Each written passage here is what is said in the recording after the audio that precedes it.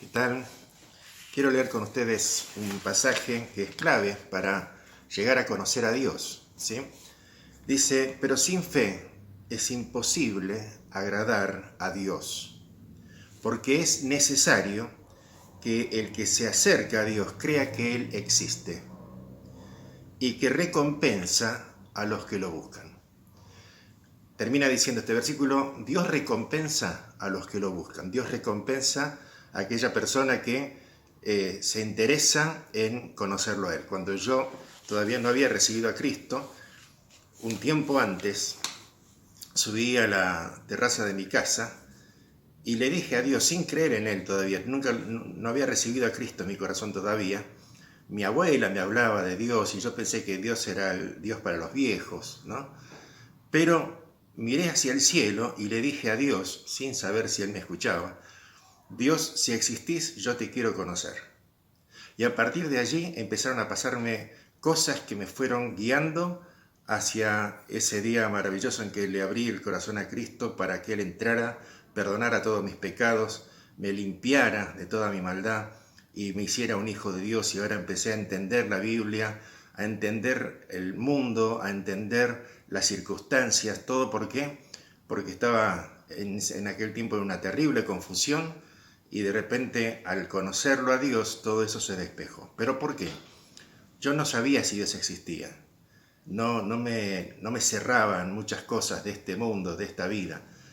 Pero un día le hablé a Dios y le dije, Señor, si existís, o Dios, si existís, yo te quiero conocer.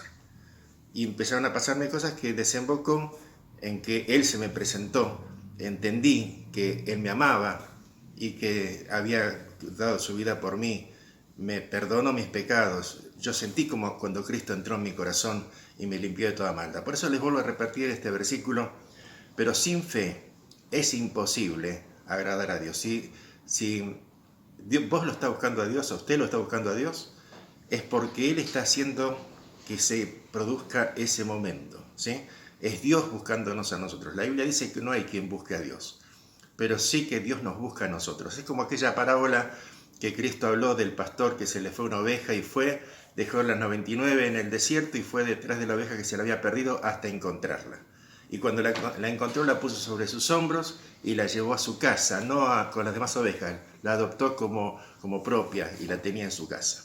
Así también nosotros, si tenemos esa inclinación de querer llegar a conocer a Dios, si tenemos esas dudas, es porque Dios está poniendo en nuestros corazones que lo busquemos. Pero la promesa es esta, ¿sí? Pero sin fe es imposible agradar a Dios porque es necesario que el que se acerca a Dios crea que el Dios existe y que recompensa a los que lo buscan.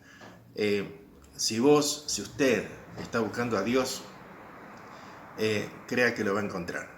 ¿Por qué? Porque Dios promete, dice otro versículo en Jeremías, y me buscaréis, dice Dios, y me hallaréis, porque me buscaréis de todo vuestro corazón. Dios existe, ¿sí? Existe, lo dice la creación. Y les leo un versículo más, dice así, porque las cosas invisibles de Él, su eterno poder y deidad, se hacen claramente visibles desde la creación del mundo, siendo entendidas por medio de las cosas hechas de modo que no tienen excusa. La creación, ¿sí? El universo, la tierra, nosotros mismos, somos una demostración de la existencia de Dios. Y les dejo un desafío. Si las personas que piensan que la naturaleza hizo todo, que hizo todo el universo, entonces supuestamente también la naturaleza nos hizo a nosotros, los seres humanos.